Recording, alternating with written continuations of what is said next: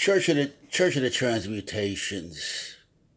It's very important. This is probably the toughest thing of all, to continuously monitor yourself, to listen to yourself.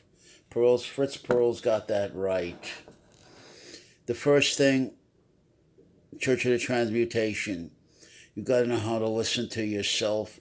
You got to have an internal awareness of where your body is in space, how it's moving, how it's functioning, how it's responding to orders, rational orders,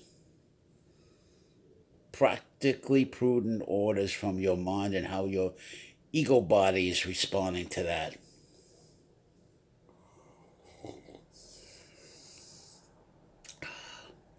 Nothing like a good cup of coffee in the morning, robust. How it's responding to those well formulated, well established, prudent, practical conclusions, sizing up process.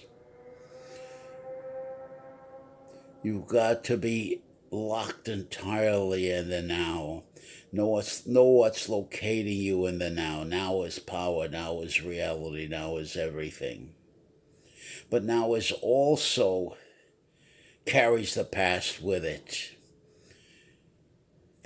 The past is the now's burden, meaning the past conclusions about yourself, the negative suggestions you're picking up about yourself by the way you're behaving, by what you see in the mirror, and what you see in the videos in your camcorder of yourself behaving in a public way. You have to develop a camera in your mind, the Church of the Transmutations.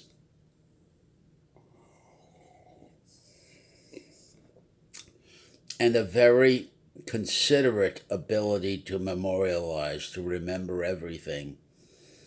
And a vaunted ability to monitor your attitude. That's the body language. That's the signals you're sending out into the environment. And to control despondency, desperation, and to be totally, rationally, critically in charge of entitlement, argumentation. You have to know how to projectively anticipate before it happens.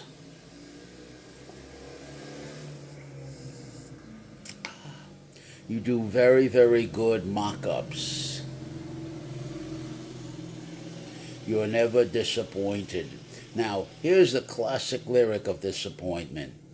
It was written by a great lyricist who was unfortunate. Well, I don't say unfortunate because that's the genetic hands we've been dealt. Very short man. Very complex man about his height. I'm talking, of course, about Mr. Lorenz Hart. And he wrote this ode, this lament to being despondent and worshiping from afar. Very dangerous, but this lyric's apt. What's new? How is the world treating you? We haven't met since then. You're lovely as ever. I must admit, what's new? Tell me, how did that romance come through? We haven't met since then. Gee, It's nice to see you again. What's new? Probably I'm boring you, but seeing you is grand, and you are sweet to offer your hand.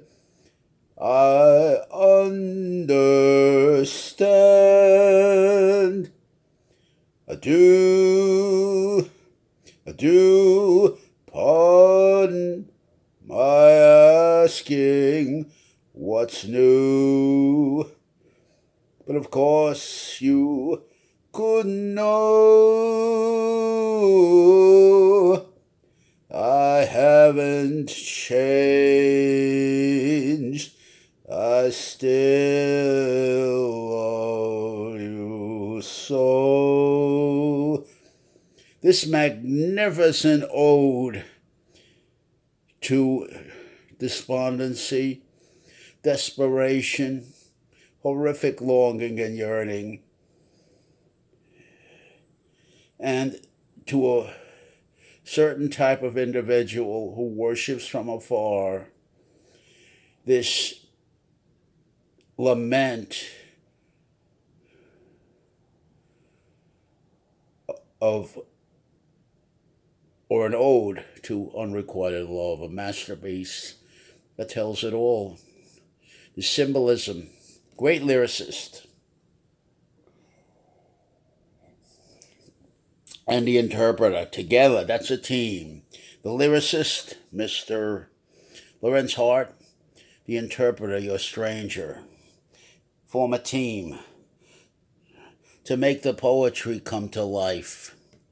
This is a sad commentary on unrequited love and on the insanity of the holding on bite and the inability to say, fini, it's over, beginning, middle, and end, and the inability, a graphic illustration, the inability to not know.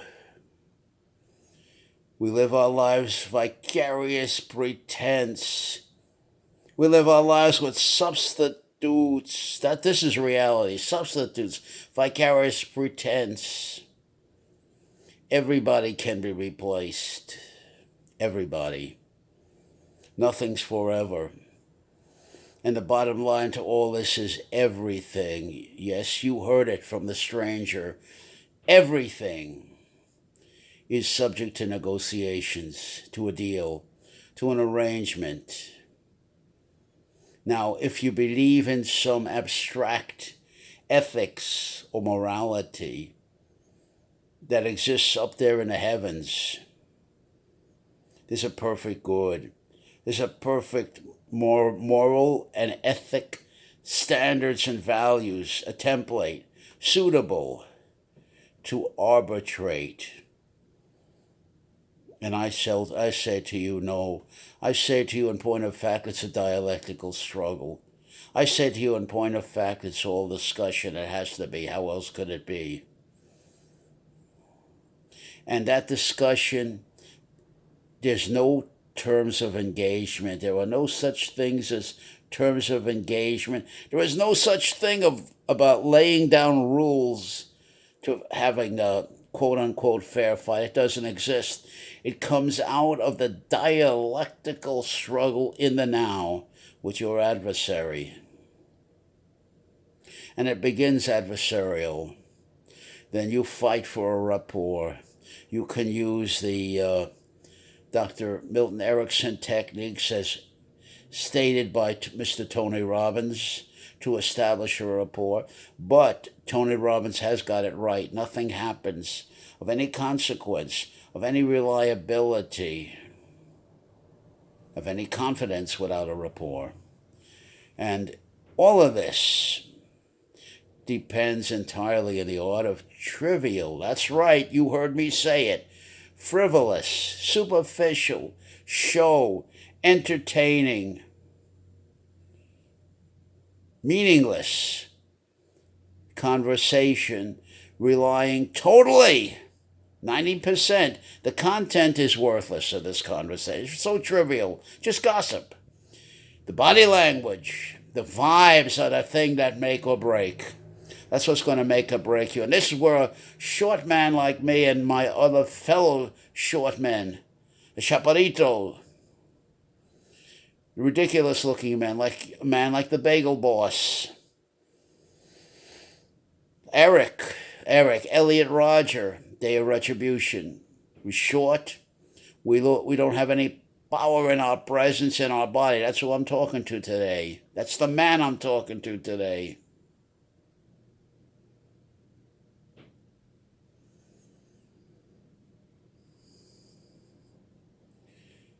He's got to deal with what is right before him and want it, love it, make love to it, as a matter of fact, even though it's condemnatory of him. It's viciously, violently caricaturing and mocking of him. He goes into it and faces up to it and grabs it in the arena and wants it and fights with it, does battle with it, but he's thoroughly prepared to do that battle. The Church of the Transmutations, he's prepared himself. He knows so much about himself. He goes headlong into the negative and embraces it and holds it and makes it a friend. It's that important.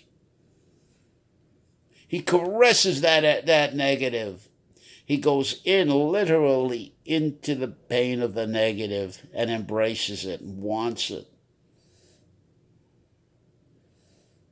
Guy, that's everything.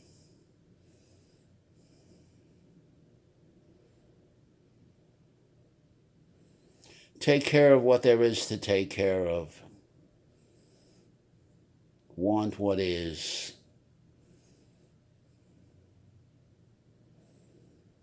Embrace what is. Go for what is. Become what is.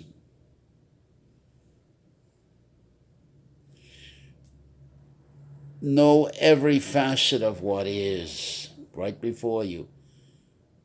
Remember, I'm not talking about good outcomes or bad outcomes. That's none of your business. I'm not talking about what anybody says about you behind your back, gossip, mocking, crit. That's none of your business. Unless they put it in your face, then you have to deal with it in the now. Just words. Words. Don't become bewitched by the words. Don't become a word junkie. Don't become act into what the words suggest. For example, in my case, they'll call me a midget, a troll, a dwarf, a gnome, a hideous, ridiculous character. Just words. Just words. The man says it to me to my face. Unfortunately, right now, I am 76 years old, struck down with infirmities. But if I were in tremendous physical shape, I mean tremendous brute strength, core strength, punching power, grabbing power, I guarantee you that man would not finish the sentence without kissing concrete. Guaranteed. That sentence of mockery and insult without hitting the tasting concrete hard. And he'd drive the lesson home. He doesn't do that no more. I believe it's our obligation to stamp out, fight back, crush and destroy that type of disrespect. I believe this. I know it. I don't just believe it, I know it. I've lived it. You gotta be very, very prudent, practical, and smart. You use your mock-ups, your models, your simulation. You have a camcorder, film yourself, watch your body language. Use the Gestalt method of the chairs. Talk to your fantasy. Become your fantasy. talk in terms of your own experience, even if it's a vicarious pretense experience, but I want to hear your experience, no his. That's his story. That's his problem. Believe me, my friend, you got plenty of your own. Shemainikite. Grab your care. Take it. Embrace it. Interrogate it. Force it to let go of its phoniness and tell you the truth about you. I think that's the most important thing. To know what taking yourself serious really means. And you need a speaker that speaks the way I am right now. You notice there's no phony smiles. There's no phony flailing around body language, using my body to reinforce or to sell a phony program or to give you promises that if you just look at the content without the performance, without the show of it, to blind you, to distract you, to use hypnosis to convince you on a cheap argument, 10-cent argument that has no content,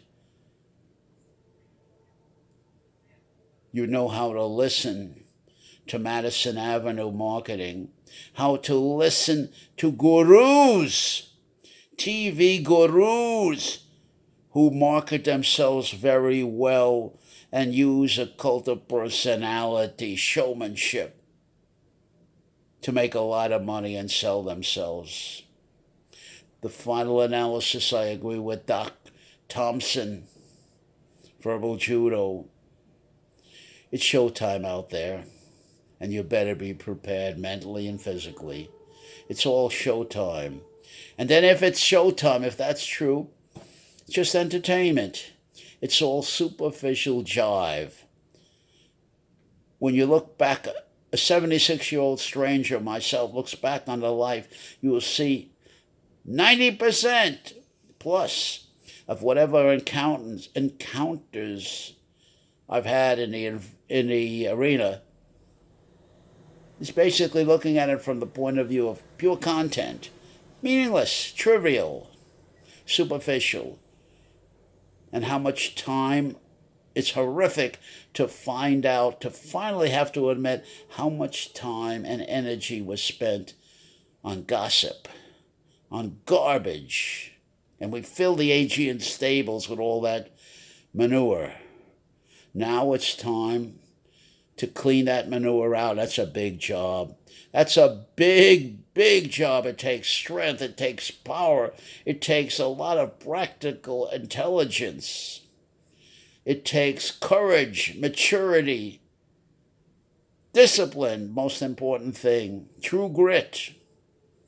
To go into the Aegean stable, that means facing all the phoniness, interrogating yourself, looking back at the past. There's where the past comes in. Grab that past and hold it prisoner. Interrogate the hell out of it. Bring back those memories in calm and prudent intelligence.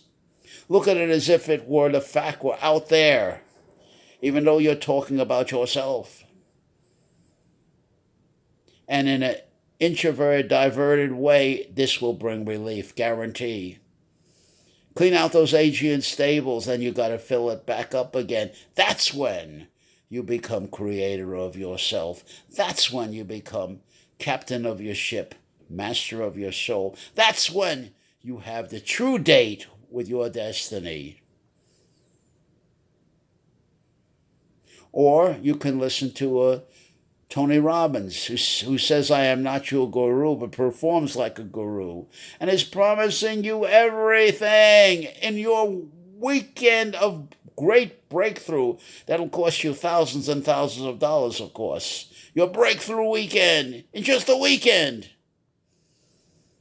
But if you've listened to anything I've said here, you'll know that's an empty promise.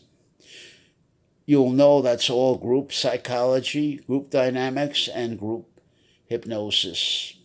You'll know it's a cult of personality. And it's particularly troublesome when the 6'7" giant, Tony Robbins I'm talking about, anchors in what he's saying in 10 minutes And of course, he's towering over everybody. Say he's doing it to a man my height. Remember that movie with Shallow Hal? And how Tony talks into Hal, and he's got Hal's head. Tony loved to do this. He'd take his head between those big hands like he can crush it, bend him down and talk into him. And that's called anchoring him. I call that humiliation. I call it manhandling. I call it a massive insult.